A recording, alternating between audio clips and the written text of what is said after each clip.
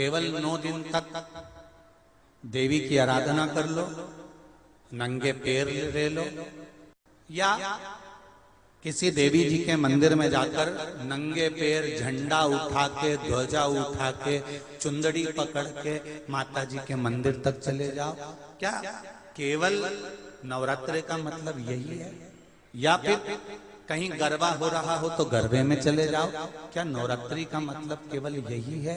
या घर में जोत लगा लो, नवरात्रि का मतलब यही है? अगर नवरात्रि का मतलब जानना है तो आपके मन में एक विचार आना चाहिए कि ये नवरात्रि केवल घट स्थापना के लिए नहीं होती है, ये नवरात्रि हमारे भीतर एक नारी के सम्मान के लिए प्रकट होती है कि नारी का सम्मान कैसे।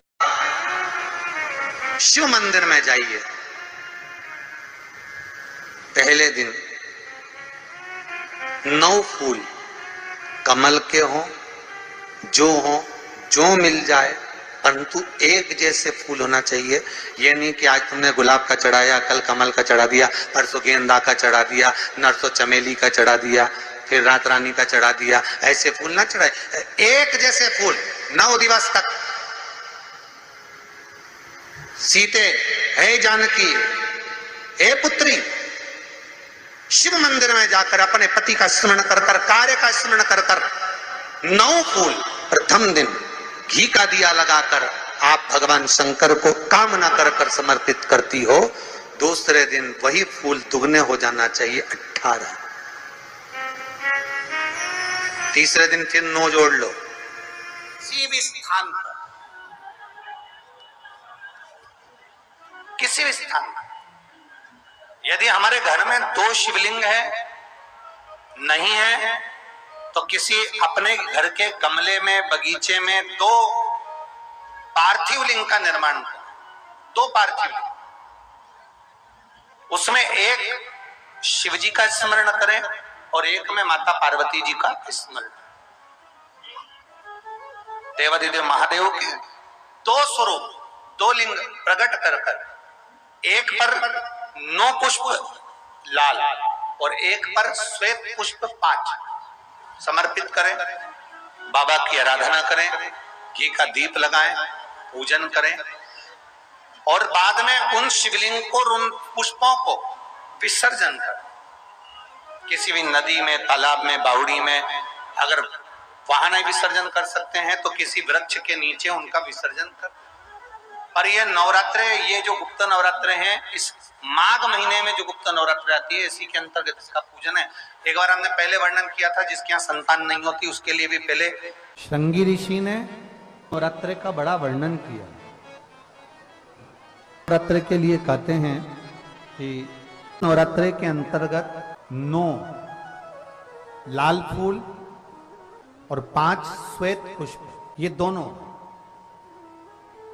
लोग कहते हैं नवरात्रि में हम देवी की आराधना करें, नवरात्रि में हम भगवान की आराधना करें, पर शिव महापुराण की कथा कर रही है, भगवान शंकर का चरित्र कथा है।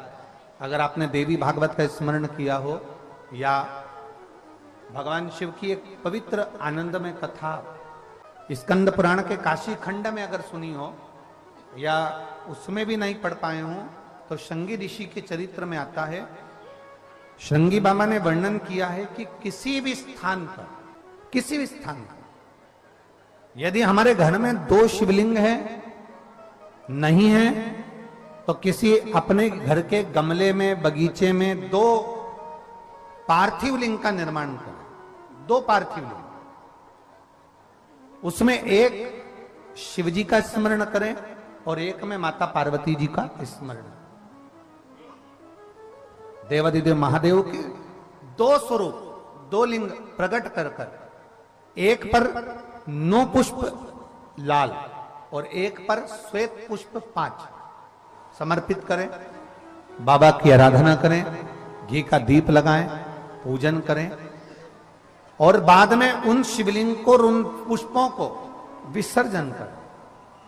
किसी भी नदी में, तालाब में, बावड़ी में, अगर वहां नहीं विसर्जन कर सकते हैं तो किसी वृक्ष के नीचे उनका विसर्जन कर दो। पर ये नवरात्रे, ये नवरात्रि आती है, इसी के अंतर्गत इसका पूजन है।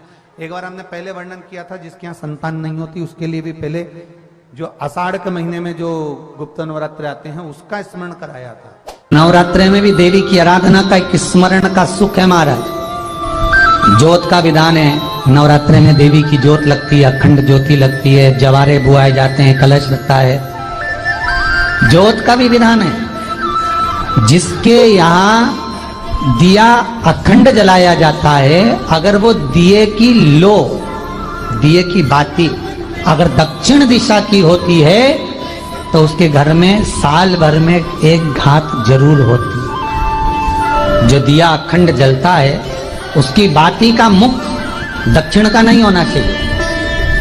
अगर आपने देवी भागवत का स्मरण कराओ, देवी भागवत को अगर सुना हो, तो देवी भागवत में स्पष्ट किया गया कि पूर्व की ओर मुख करा हुआ दिया, अर्थात पूर्व की ओर ज्योत जो जलाई जाती है वो संपदा की वृद्धि करती है।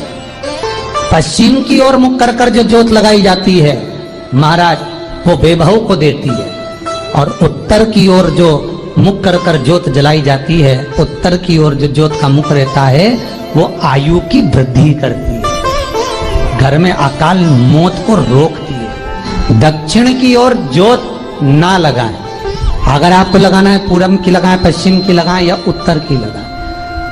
और जितने दिन महारानी जगदम्बा जगतधात्री दुर्गा भवन चैत्र नवरात्रे में, शरदीय नवरात्रे में, आषाढ़ी नवरात्रे में, आदिकादिक पौष नवरात्रे में हम जगत जननी जगदम्बा की जब स्थापना करते हैं, या हम नूतन घर का प्रवेश करते हैं, या गणेश जी की स्थापना करते हैं, या कोई दुकान को प्रवेश करते हैं, या कोई शुभ कार्य करने के लिए अग्रण्य होते हैं, तो हम कलश की स्थापना क्यों करते? कलश के अंदर आखिर ऐसा क्या विराजमान है कि 33 कोटि देवता उस कलश के अंदर आकर बैठ जाते हैं? आप कोई यज्ञ करने जा रहे हो, आप कोई पोथी पुराण करने जा रहे हो, आप कोई अच्छा कार्य करने जा रहे हो, तो ब्राह्मण देवता कह देते कलश की स्थापना होगी, कलश की शोभा यात्रा निकलेगी, कलश यात्रा निकलेगी, कलश विराजमान होगा।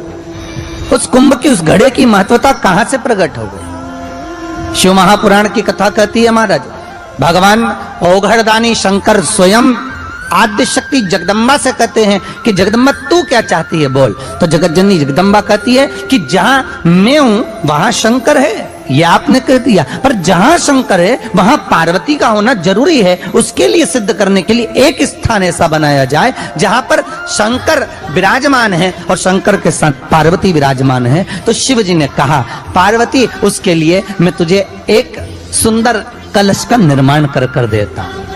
अष्टमी के दिन कन्याओं का भोजन कराओ या नवमी के दिन कन्याओं का भोजन कराओ।